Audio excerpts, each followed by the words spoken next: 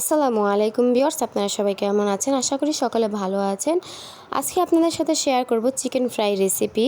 তো প্রথমে আমি চিকেনটাকে পিস পিস করে কেটে নিয়েছি। তো কাটার পরে আমি সুন্দর করে ধুয়ে নিয়েছি। এরপরে লবণ আর হলুদ মাখিয়ে আমি নিয়েছি। এখন একটা কড়াইয়ের মধ্যে তেল দিয়ে দিয়েছি বেশি করেই, কারণ যেহেতু চিকেনটাকে ভাজবো তাই বেশি তেল লাগবে। তো তেলটা গরম হয়ে যাওয়ার পরে আমি এক এক করে দিয়ে দিয়েছি। চিকেনটা এক পিঠ ভাজা হয়ে গেছে, আমি ও পিঠ করে উল্টিয়ে পাল্টিয়ে নেব। আর চিকেনটা দেখেন কত সুন্দর লালচে কালার হয়ে গেছে। তো এরকম লালচে কালার করে আমি ভেজে নেব।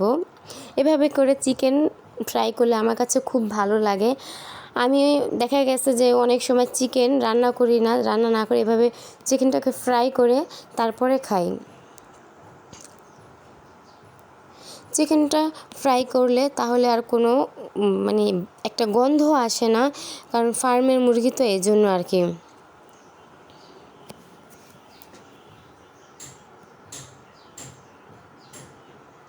তো ভিডিওটি ভালো লাগলে অবশ্যই একটা লাইক দিবেন, কমেন্ট করবেন, শেয়ার করবেন, আমাকে সাবস্ক্রাইব করে আমার চ্যানেলের পাশেই থাকবেন। আল্লাহ হাফেজ।